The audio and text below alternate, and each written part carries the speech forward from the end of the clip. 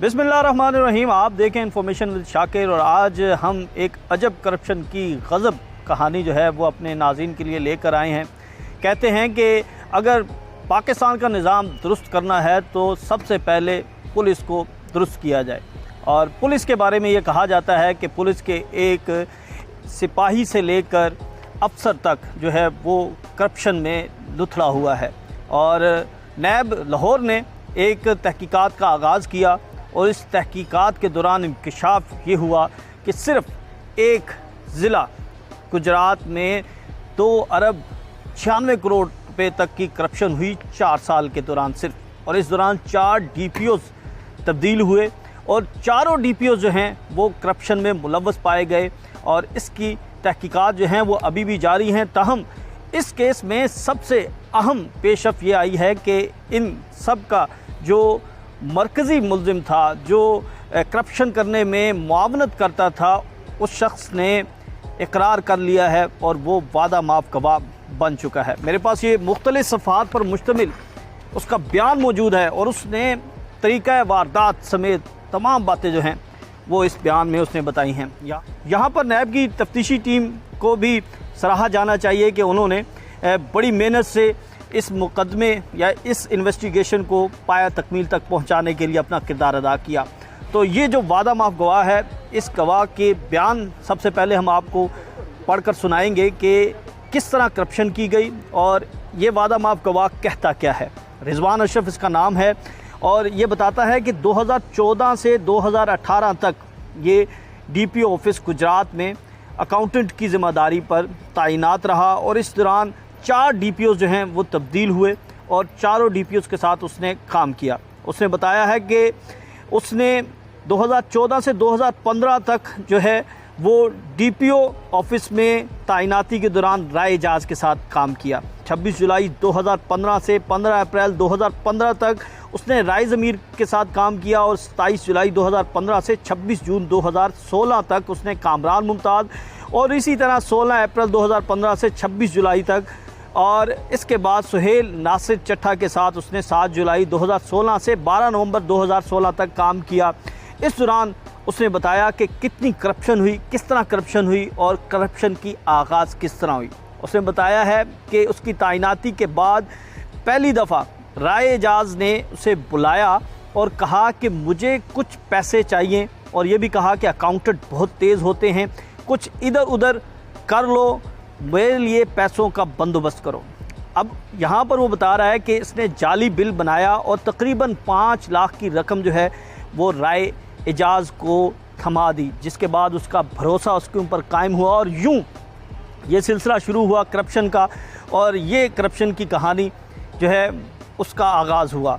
उसने बयान दिया कि POL पेट्रोल की मद में 12 लाख रुपए मंथली वो राय एजाज को देता था और इस दौरान उसने तकरीबन 1 करोड़ 8 लाख रुपए जो हैं वो राय एजाज को सिर्फ पेट्रोल की करप्शन से जो है वो उसने उसको जमा करके दिए। ये वो पेट्रोल है जो हमारे पुलिस अहलकारों को दिया जाता है, उनकी गाड़ियों में डलवाया जाता है कि ये गश्त करें, कहीं पर कोई डाकू जो हैं वो कोई दुकान ना लूट लें, किसी के घर में ना दाखिल हों, यानी गश्त के लिए ये पैसा दिया जाता है। और इसमें सिर्फ एक ज़िले में जी 1 करोड़ 8 लाख रुपए की करप्शन जो है और सिर्फ ये उस ऑफिसर की तैनाती के दौरान यानी 5 से 6 माह वो तैनात रहा और इस दौरान जो है वो 1 करोड़ 8 लाख रुपए पेट्रोल की मद में जो है वो किए गए। अच्छा, इसके साथ साथ वो कहता है कि 28 लाख रुपए मंथली के हिसाब से 3 करोड़ 36 लाख रुपए उसने राय ज़मीर को अदा किए। ये दूसरे DPO थे, तो जितनी देर वो तैनात रहे इस दौरान उनको 3 करोड़ 36 लाख पेट्रोल की करप्शन से निकाल कर उसको दिए गए। कामरान मुमताज़ को टोटल 15 लाख जबकि सुहेल ज़फ़र चट्ठा को 40 लाख रुपए अदा किए गए।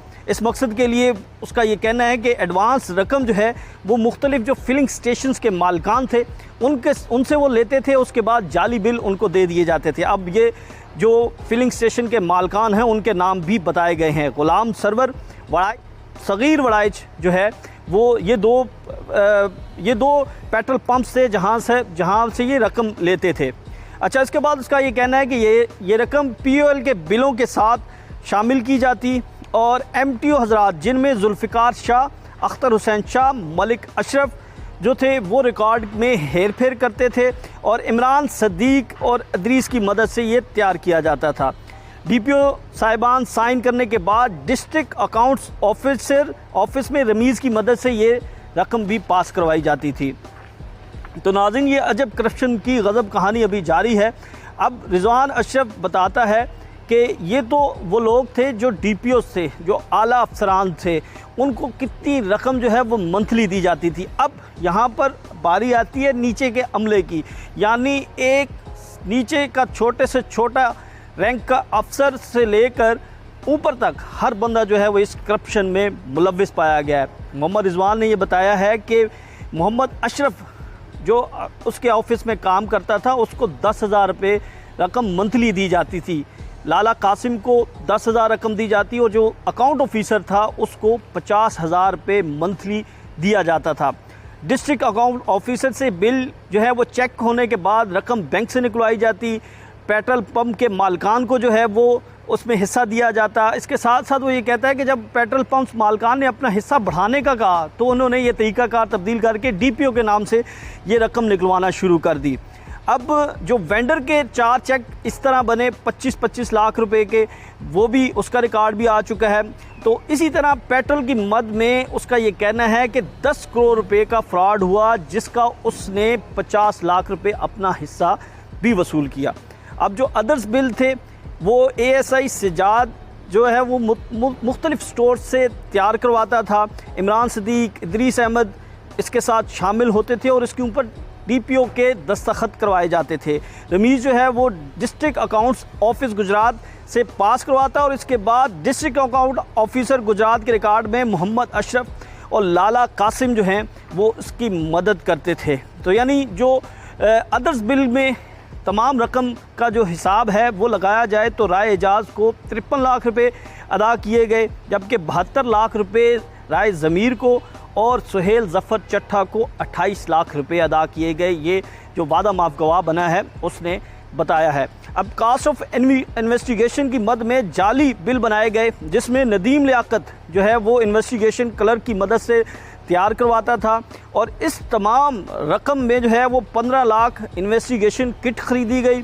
इसके साथ साथ 30 लाख रुपए इसमें से भी राय एजाज को दिए गए। 8 लाख की रकम कामरान मुमताज़ को दी गई, जबकि सुहेल ज़फ़र चट्ठा को 15 लाख की रकम अदा की गई और इसी तरह 22 लाख की रकम राय ज़मीर के हुक्म पर मुख्तलिफ़ फंक्शंस पर ख़र्च किए जाते और इसमें से इस शख्स ने 5 लाख रुपए जो हैं वो अपना हिस्सा वसूल किया। तो ये वो दास्तान है, बल्कि अभी भी बहुत से सफ़हात बाकी हैं, लेकिन बताने का मकसद ये है कि हमारा जो निज़ाम है वो कितना करप्ट हो चुका है और ख़ास तौर पे पुलिस के निज़ाम में इस्लाहात की क्यों ज़रूरत है।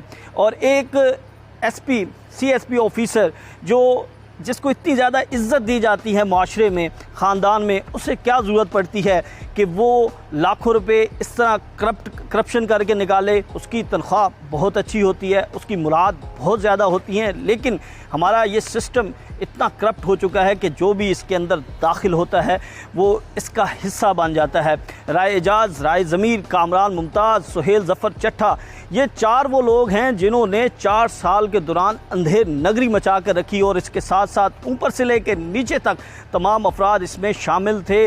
और नैब की तहकीकात के मुताबिक, अब तक की तहकीकात के मुताबिक 2 अरब 96 करोड़ रुपए की करप्शन जो है वो 4 सालों के दौरान हुई और ये पैसा कौमी ख़जाने से निकाला गया, ये पैसा आपका और हमारा था। लेकिन क्यों नहीं इनके ख़िलाफ़ कार्रवाई होती? अभी भी ये लोग जो हैं वो कुछ ज़मानतों पर हैं, कुछ जो हैं वो अभी भी ड्यूटियां दे रहे हैं। क्यों नहीं इनके ख़िलाफ़ जो है वो एक्शन लिया जाता? ये शख्स जो है जिसने एतराफ़ किया है, इसने बताया है कि इसने किसके कहने पर किसके साथ कितनी रकम किसको किसकी मद में, सारा कुछ उसने बताया। यानी इसका ये कहना है कि हर शख्स को उसका हिस्सा बक़दरे जुस्सा दिया जाता था। ये एक करप्शन की कहानी रिजवान अशरफ की ज़बानी आपको सुनाई है। इस तरह की बहुत सी और दास्तानें हैं। ज़रूरत इस अमर की है कि हमारे इदारे जो हैं वो इसी तरह काम करें जिस तरह नैब ने इस शख्स को बुलाया और इस शख्स से तहकीकात की और उसके बाद इसको एतराफ़ करना पड़ा, तो इसी तरह अगर दीगर इदारों में भी तहकीकात का सिलसिला शुरू हो तो जो करप्ट अनासिर हैं उनको कैफरे किरदार तक बहुत जल्द पहुंचाया जाएगा। अब हम ये उम्मीद करते हैं कि जो हमारी अदालतें हैं वो इस पर जल्द फैसला सुनाएंगी और जो मुलव्विस अफराद हैं उनके ख़िलाफ़ कानून के मुताबिक सख्त से सख्त कार्रवाई की जाएगी और जो करप्शन का पैसा है वो वापस कौमी ख़जाने में जमा करवाया जाएगा। आपको हमारी ये वीडियो कैसी लगी हमें ज़रूर बताइएगा, अपनी तजावीज़ कमेंट की सूरत में दें और अगली वीडियो तक के लिए इजाज़त दें। अल्लाह हाफ़िज़।